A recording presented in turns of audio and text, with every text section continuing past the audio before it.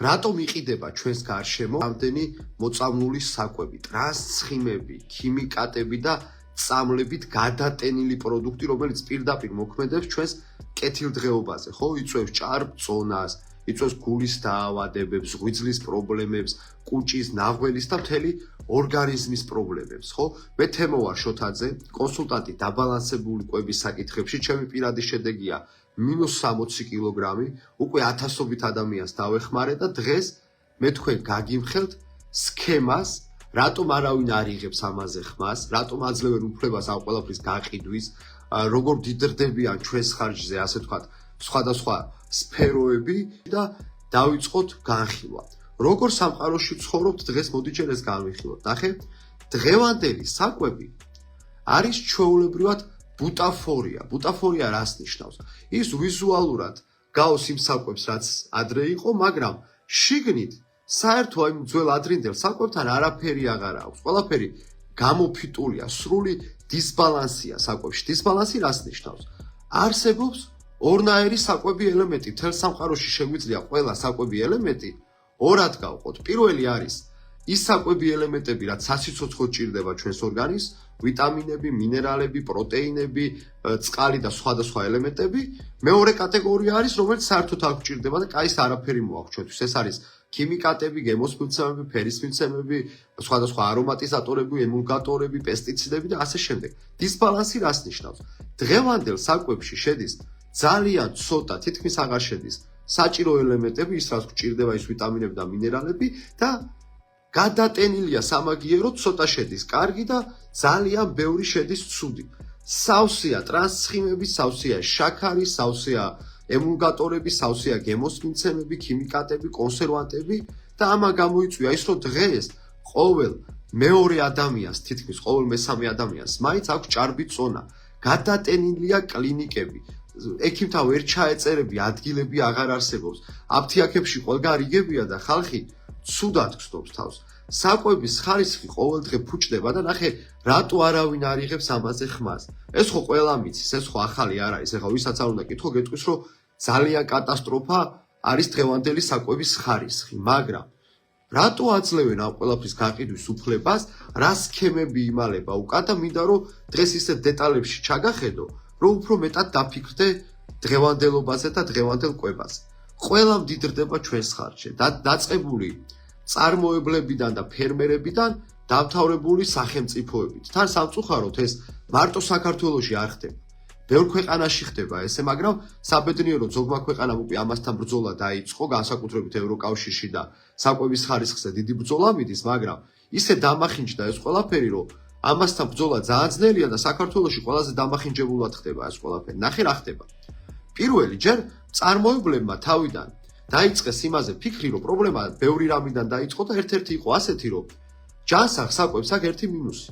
ძალიან მალფუჭებადია, მალე ფუჭდება რა, ანუ ძალიან ბევრ პროდუქტს აწარმოებდნენ, ავსებდნენ მაღაზიებს, ავსებდნენ ბაზრებს, მაგრამ რაც არ იყიდებოდა, უამრავი პროდუქტი იყრებოდა რა და ამაზე დაიწყეს ფიქრი, რომ აი როგორ გავაკეთოთ ისე, რომ ჩვენმა პროდუქტმა უფრო დიდხანს გაძლოს, ნაკლები გადავყაროთ, ნაკლები ხარჯი გქონდეს, რომ მეტი მოვიგოთ.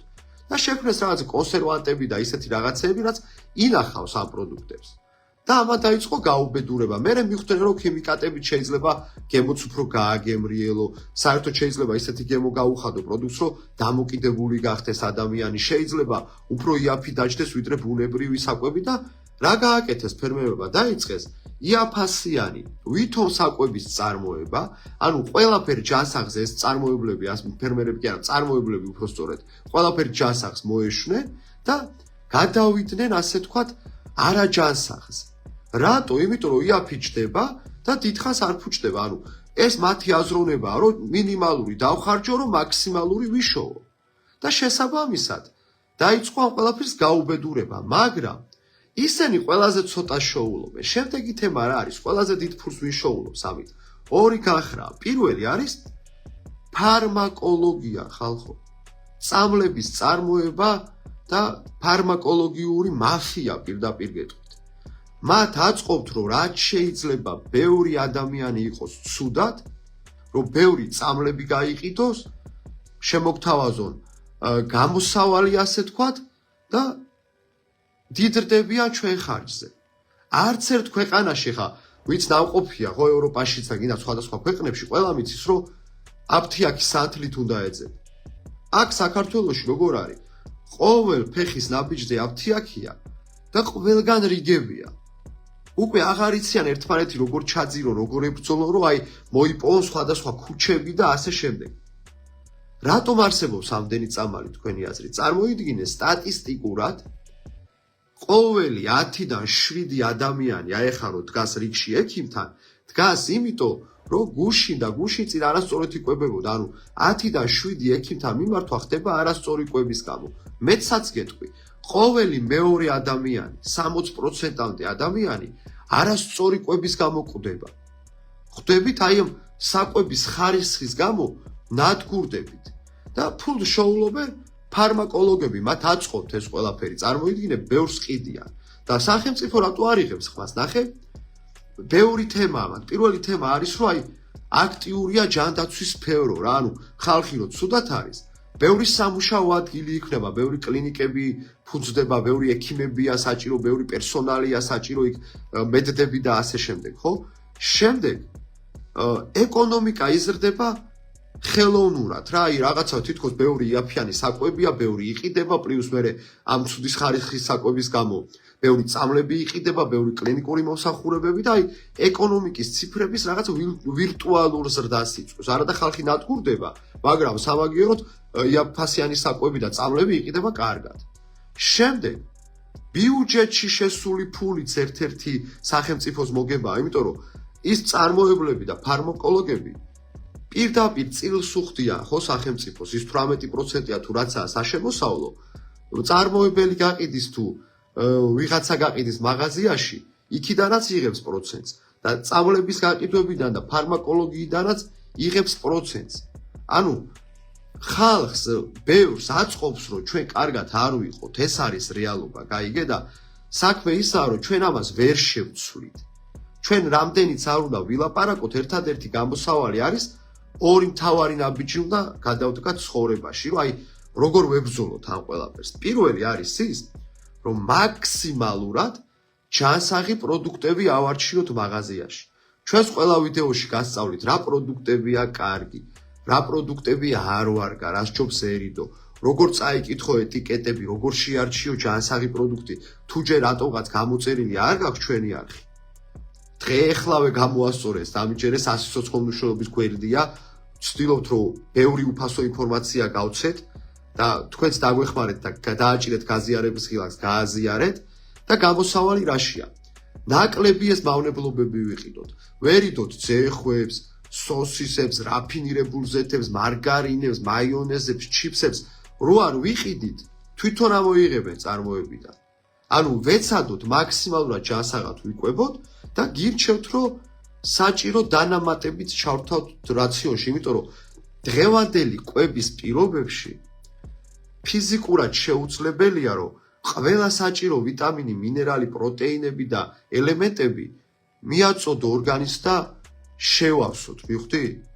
ანუ ძალიან ძნელია. გამოსავალი არის იმაში, აი ეს ორი რაღაც.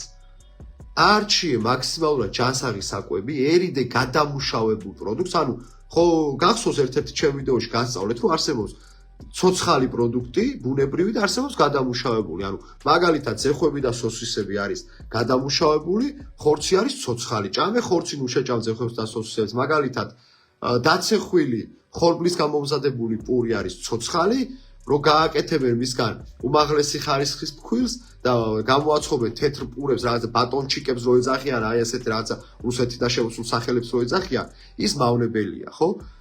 მაგალითად ხილი არის ძალიან ჯანსაღი, წვენები და ასე შემდეგ დალევა არის ძალიან მავნებელი. ანუ ეცადეთ ჭამოთ ცოცხალი ბუნებრივი პროდუქტი, რაც ნაკლებად გადამუშავებულია და პლუს მიიღო ანტიოქსიდანტები და ანტიოქსიდანტები დიდარი დანამატები იმისთვის, რომ შეავსო ორგანიზმი, რომ დაცული იყოს ამდენი ქიმიკატებისგან და უბედურებებისგან და პლუს კონდეს ყველა საჭირო ელემენტი. მოკლედ, ეს ვიდეო მართლა სასიცოცხლოა ყველასთვის. მაქსიმალურად გააზიარეთ. თუ შენ მიზანი გაქვს, რომ წონაში დაიკლო და გვერდში გჭირდება პროფესიონალი კონსულტანტი, ვინც დაგეხმარება დაალაგო შენი დღის რაციონი, დაგეგმო კვება, ყველა პროცესები, პლუს სწორედ შეარჩიო დანამატები გინდაც და ყველაფერი მოკლედ გააკეთო მარტივად. ეხლა სპეცშეთავაზებები გვაქვს და პირადში მოგწერე და გირჩევ რომ გაუფრთხილდი შენს თავს და მაქსიმალურად ჯანსაღად იკვებე. გააქვს თუ არა ჭარბი წონა, აზრი არ აქვს. ჯანსაღი კვება ყველა სჭირდება, თორე ის ქიმიკატებით გაძეძგილი პროდუქტები ყველაზე მოქმედებს. წონა არ არის მხოლოდ ეს. ჩვენს ცხოვრების ხარისხს ეხება და შევხვდებით მომავალ ლაივ ჩართვაში.